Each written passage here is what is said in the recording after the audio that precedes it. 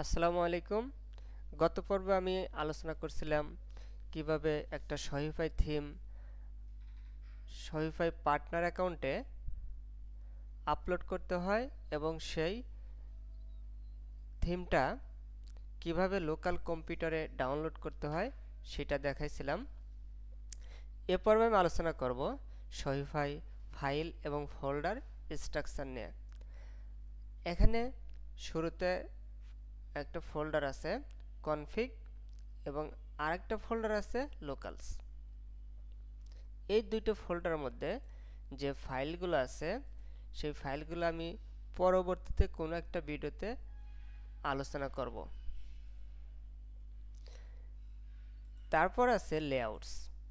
এই লেআউটসের মধ্যে সবথেকে গুরুত্বপূর্ণ একটা ফাইল আছে theme.liquid। এটা আমরা সবসময় তুলনা করতে পারি। যখন আমরা HTML করতাম তখন আমরা index.html দিতাম, আমাদের ওয়েবসাইটটা রান হইতো index.html থেকে।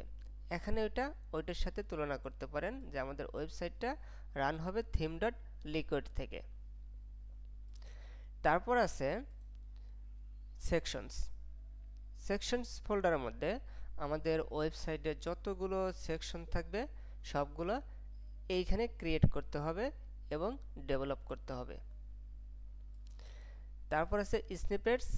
এই স্নিপেটসের মধ্যে আমরা কোনো একটা জিনিস তৈরি করে রাখবো, ওই তৈরিকৃত জিনিসটাকে অন্য অন্য জায়গায় কল করে করে কাজ করতে পারবো, এক কথায় রিইউজ।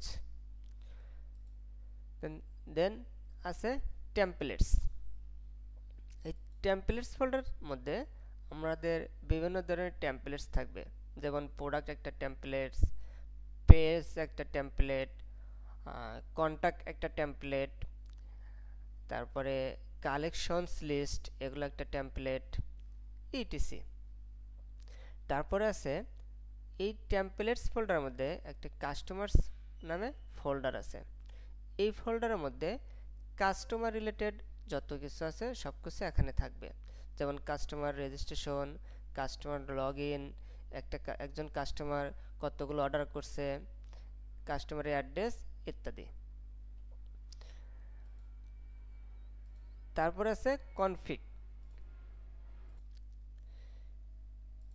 এই কনফিগ, ওয়াইএমএল, থিম ইএক্সজি এগুলো আমি গত পর্বে বিস্তারিত আলোচনা করছি, আপনারা এটা দেখে নেবেন।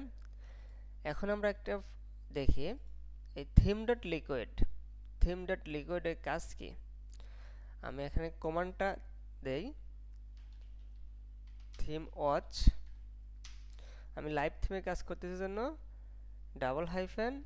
$allow লাইভ এটা দিলাম। দেওয়ার পর আমি যদি এখান থেকে সবগুলো যদি উঠায় দেই, দেখেন আমরা একটা ইরর দেব। ইররটা কি মিচিং কন্টেন্ট ফর হেডার কোথায়, in the head section of the template and missing content for layout in the body section. মানে আমার দুইটা অবজেক্ট মিসিং আছে, যেটা শপিফাইতে দিতেই হবে, না দিলে এটা কাজ করবে না। তাহলে আমরা এই দুইটা অবজেক্ট কিভাবে ইউজ করতে পারি, যেহেতু আমরা নিজেদের মতো করে থিমটা ডেভেলপ করব, তাহলে আমি কি করতে পারি, HTML নিতে পারি।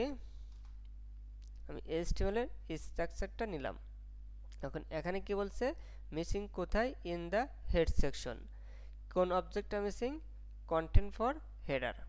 তাহলে আমি হেডের মধ্যে এটা দিয়ে দেই, কন্টেন্ট ফর হেডার। ওকে। তারপর আরেকটা মিসিং কি আছে, কন্টেন্ট ফর লেআউট। এটা কোথায় আছে, বডি সেকশন। তাহলে বডির মধ্যে এটা আমি দিয়ে দেই, কন্টেন্ট ফর লেআউট। এটা দিয়ে দিয়েছি, আমার আপডেটও হয়েছে, প্লাস এখান থেকে এররগুলো চলে গেছে। এখন এইখানে যদি আমি লিখে দেই লরেম, আমি এমনি কিছু টেক্সট রাখলাম। এখন আমাদের আউটপুটে যদি আমরা এটা রিফ্রেশ দেই, আমার লরেমটা চলে আসছে টেক্সটটা।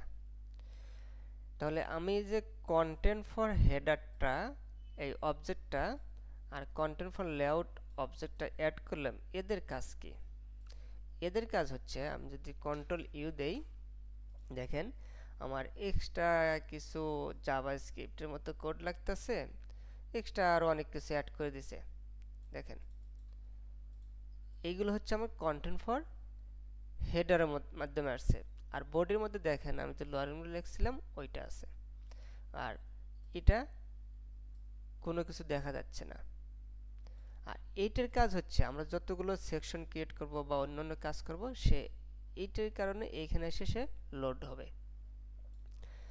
ওকে, এই হচ্ছে আমাদের আজকের প্রিভিউ বা আজকের ভিডিও।